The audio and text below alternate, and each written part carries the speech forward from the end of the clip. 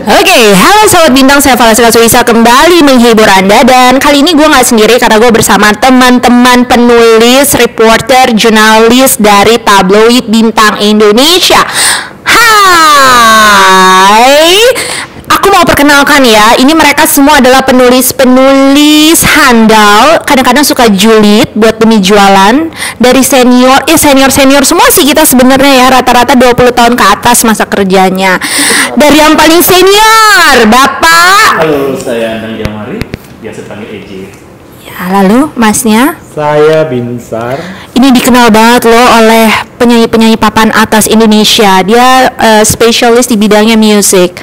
Terus kamu, ini apa sih? Saya Topeng Galau yang bertugas memantau semua yang ada di media sosial dan pertelevisian. Baik, jadi dia yang suka memantau serial-serial lagi hits, juga gosip-gosip yang panas di media sosial. Selanjutnya, Halo, saya Indra Kurniawan. kamu apa? Kamu apa spesialisasinya? Gosip ya.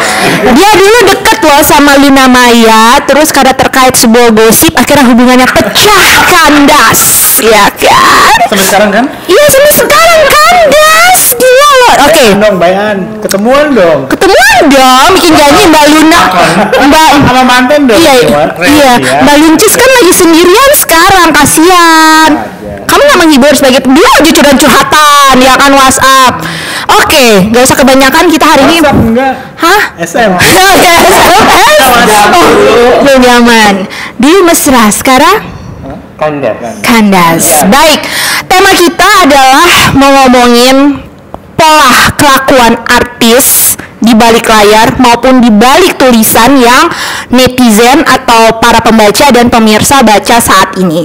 Kan kita kalau baca kayaknya manis-manis, manja-manja, kayaknya kok deket ya, ada interaksi yang baik antara wartawan dan artisnya di tulisan di tabloid Bintang. Sebenarnya tidak seindah itu, pemirsa. Kamu pernah ngalamin ya? Pernah. Coba kamu dulu yang cerita. Baik, dalam sejarah perartisan dan pergosipan, saya bertemu dengan seorang aktor. Ini bukan aktor India ya, aktor lokal. Kalau aktor India baik-baik sama gue. Aktor India ini sebut saja namanya. Salah. Sorry, aktor Indonesia ini sebut saja namanya Fernando. Nama samaran. So, Fernando ini punya sebuah bisnis ya, bisnis beverage ya, minuman di sebuah mall. Terus kita punya rubrikannya namanya entrepreneur, yaitu rubrik untuk pengusaha. Lalu aku bilang sama di rapat redaksi, aku mau bikin janji deh sama Fernando, mau mengulas tentang bisnis minumannya ini, gitu kan. Terus salah seorang temanku, yaitu namanya Indra Kurniawan, sudah mengingatkan, ngapain sih wawancara dia? Kenapa, Bro? Gue bilang gitu kan. Itu kan artis sombong kayak gitu aja mau wawancara. Terus emang kenapa sombongnya? Lalu berceritalah dia ke 10 tahun yang lalu pengalaman kelam bersama Fernando. Waktu itu Fernando belum jadi, masih artis baru loh, belum jadi apa-apa. Gimana kisah Fernando ini, pendatang baru? Jadi waktu itu, Fernando ini pendatang baru. Masih pendatang baru ya? Film.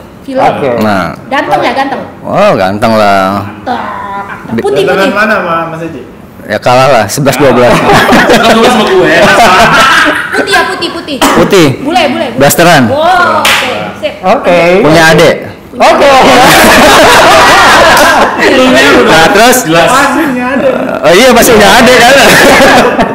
Nah, waktu itu kebetulan dia membintangi film. Film. Sebuah film. Iya. Terus diundang lah ke kantor. Ke Bintang. Oke, terus? Awalnya nice, di waktu itu masih zaman pakai SMS lah. Belum ada BBM, belum ada apalagi WA. Ketahuan ya, masa kerjanya. Terus? Nah, terus datang ke kantor buat rubrik Staman. Rubrik Staman tuh rubrik apa? Milenial Bintang nggak baru. tahu loh. Bintang dulu Staman. Iya, Staman. Sekarang Bintang baru. Bintang baru artinya memang rubrik yang mengupas artis yang Artis baru. garis bawah baru. Terus? Udah tahu kan, bintang baru pasti mengupas perjalanan karir dia. Oke, gimana sih Datang, perjalanan karirnya gitu? datanglah ke kantor, baik awalnya. Wawancara, awalnya baik, apa kabar bla bla bla.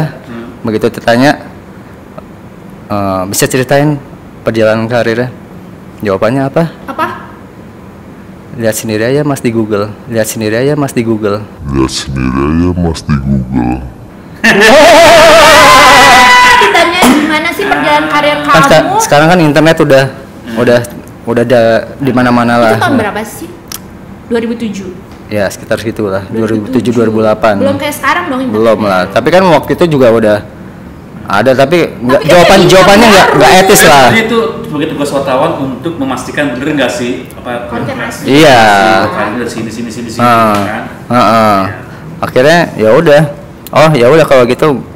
Akhirnya nanya bukan perjalanan karir, soal kesibukannya aja. Terus akhirnya Gue tinggal. Oke. Tinggal. waktu nanya kesibukan dijawab nggak? Jawabnya apa adanya. Kayak gimana? Datar. Ya gue lagi gini-gini aja. Syuting. Oke ya udah. Gue tinggal ya. Silakan Anda keluar lewat pintu. Gue yang keluar. Oh, Anda yang keluar. Luar biasa.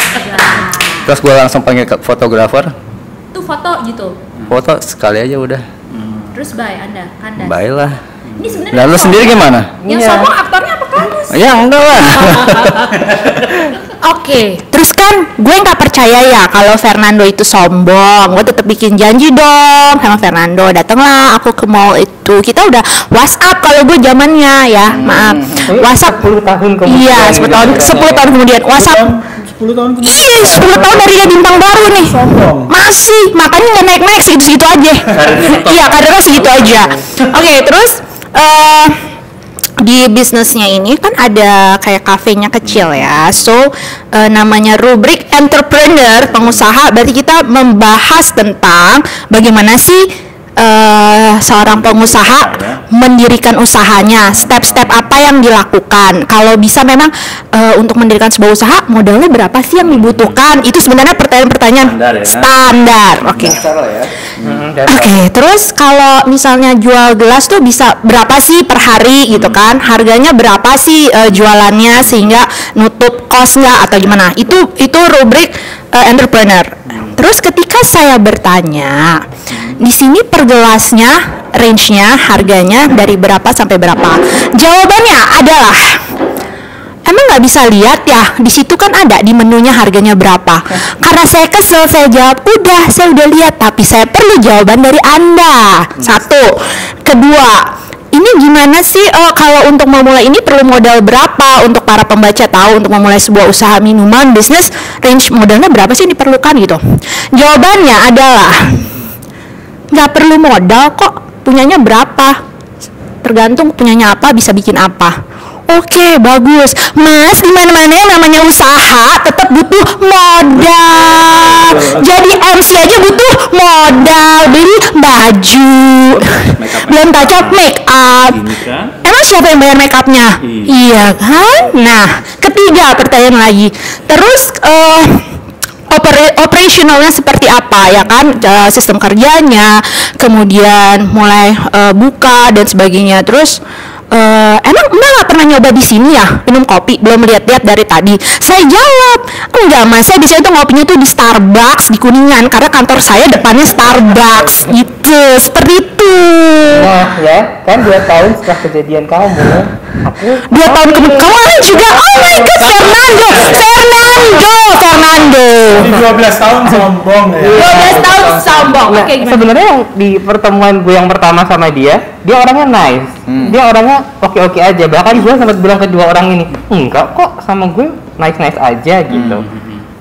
Terus setahun kemudian ketemu lagi dalam rangka kepentingan promo lah sebuah karya film dia yang terbaru gitu kan. Nah ini baru gue kena, beda banget sama pertemuan gue yang pertama. Namanya juga orang promo film harusnya kan antusias ya menceritakan Iya. filmnya. Iya ini film ini seru banget gitu. Iya kerja sama-sama ini seru banget. Tapi orang ini jawabannya datar dan lempeng dan Gimana, Jok? Contoh, misalnya gini. kayak gue dong details. Gimana caranya membangun chemistry dengan lawan main si ini gitu. Dia bilang, ya sewajarnya saja melakukan pendekatan, ngobrol-ngobrol seperti itu. Tanya lagi, ini kan Anda dengan sutradara yang, ada sutradara yang lagi happening lah, yang memang sutradarain Saat filmnya itu. dia. Iya, Baru tahun ini, tahun 2019. Filmnya gimana nih kan beliau baru-baru ini ininya meledak gitu filmnya. Ya orangnya baik, udah gitu aja. Nggak pernah ada antusiasme yang bagaimana. Yang details gitu ya. Iya. Nah dan biasanya kalau untuk promo film kan memang lebih dari satu artis. Dan kadang-kadang emang nggak datang bareng. Nah temennya dia yang harusnya datangnya bareng sama dia telat setengah jam lebih. Cuman karena dia wawancaranya cepet, dia tuh pengen buru-buru dong, nggak mau nungguin si temannya itu. Ya kan aku udah kan. Foto bareng nggak? Nah itu awalnya nggak mau, sampai pihak yang produksi film nih PH-nya ini sampai semacam membujuk gitu ya, foto bareng lah sama lawan main kamu. Kalau abis itu cabut boleh gitu. Dan benar jadi begitu pemainnya itu yang satunya datang, foto bareng, udah langsung dia tinggal. Padahal kalau biasanya kalau orang promo film ya asik aja ngobrol rame-rame gitu. Wow, amazing. Jadi gua di sampingnya kan biasa ada kursi tuh. Jadi kayak sesi terapi aja nih.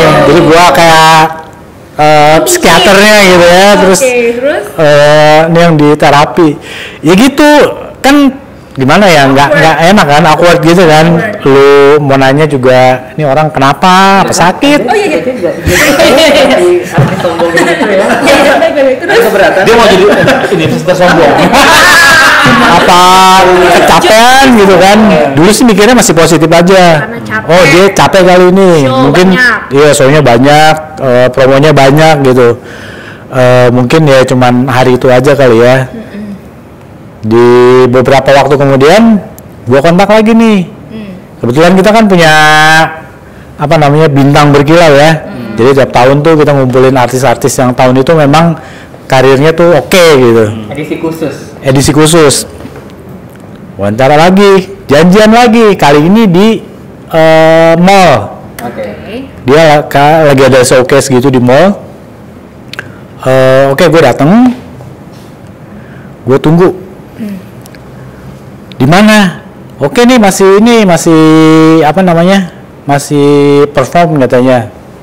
Segala macem. Oke, gua tunggu. Terus gua telepon lagi. Di mana? Udah cabut.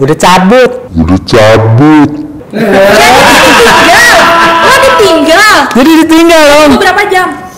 Ada mungkin 2 jaman kali ya gua nunggu ya. Astaga, kurang ajar kamu. Udah cabut. Terus inisiatif mau ya udah nggak ada, udah ya kesel lah. Berarti memang manajernya nggak minta maaf. Nggak ada sama sekali minta maaf. Karena waktu itu emang benar-benar di puncak popularitas. Iya mungkin ya. Gue sih positif aja. Ternyata anak-anak wartawan lain tuh banyak ngalamin hal serupa. Ditinggal gitu aja atau diperlakukan? Iya oke janji, tapi begitu di follow up kabur gitu. Gimana sih, padahal ibu bapaknya tuh baik, ibunya dan gue kenal bapaknya.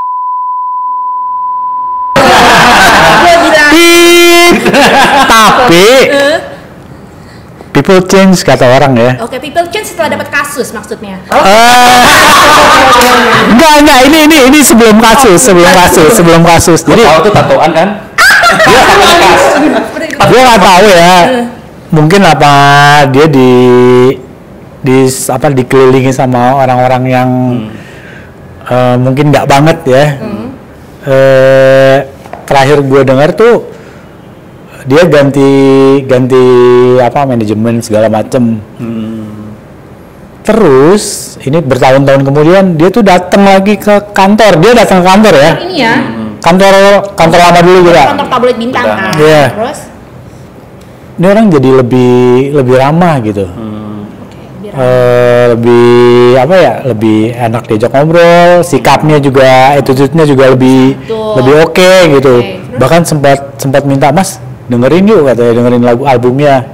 Akhirnya ke meja yang ada CD playernya kan, CD playernya, dengerin ngobrol-ngobrol situ. Jadi lebih enak. Mungkin asumsi gue dulu dia dikelilingi sama orang-orang yang kurang tepat.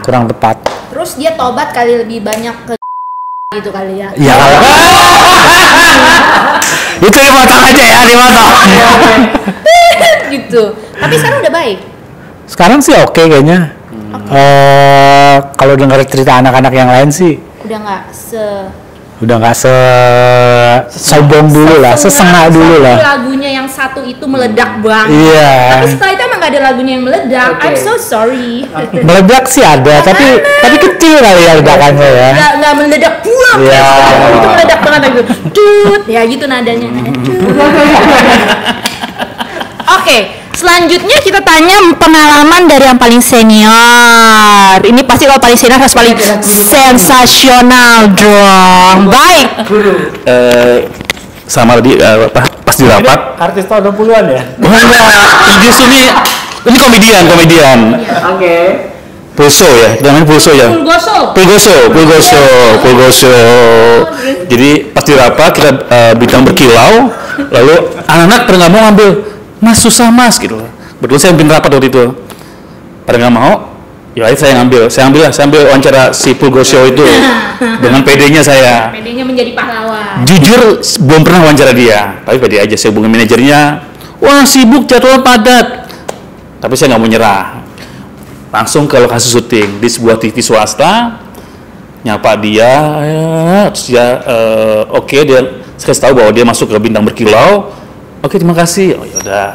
Kapan wawancaranya? Abis ini mas ya. Oke, tungguin. Terus saya datang lagi. Kapan wawancaranya? Abis ini mas ya. Saya kalau nggak salah sampai 5 kali menyapa dia minta wawancara.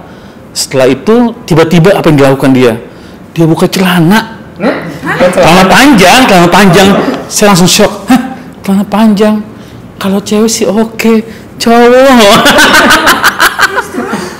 Langsung saya udah gitu sekali lagi saya coba lagi wawancara kapan jadi ini saya 2 jam nunggu, ternyata dia malah pergi itu aja. Ampun, ternyata apa yang dikasih tahu anak-anak di rapat itu memang benar ya, dia memang nggak yang sombong gitu lah. Ini wawancara nggak intinya? Batal wawancara. Jadi total nunggu berapa jam? 2 jam. 2 jam. 2 jam. Aksi buka celana. Aduh. Apa sih mas? Aduh, mungkin dia ini kali sama saya. Waktu saya masih kurus banget loh. Mas, coba waktu dia buka kurus celana, ya? disambut, pasti dapat wawancara. Pasti ya. Saya bukain celananya gitu. Iya, diapain? Oke. Itu dikat. Ini banyak banget ini motomu. Udah nggak apa-apa, santai. Jadi seperti itu ya perjuangan menjadi jurnalis hiburan, karena nggak semua artis itu baik. Tapi juga nggak semua itu. Tapi Ya. coba Nggak tapi semua ya, nggak semua. Banyak banget Yang baik banyak. Yang baik banyak banget ya. baik Tapi yang jahat biasanya emang lebih membekas. Lebih membekas di hati ya. Oke, jadi begitu perjuangannya. Jangan lihat enak-enak aja. Kayaknya kok sama artis A sama artis B, hey, mereka harus menunggu 2 jam, 3 jam. Ada yang menunggu 7 jam ada ya. Ada yang berhari-hari. Berhari-hari nongkrong tuh di pagar ya kan, pagar orang ditongkrongin. Ya, seperti itu pemirsa kehidupan para jurnalis manja dari balik layar. Jangan lupa subscribe channel YouTube Tabloid Bintang. Jangan lupa likes. Jangan lupa pencet tombol lonceng. Dan komennya. Siapa tahu kamu punya pengalaman yang sama. See you. Bye.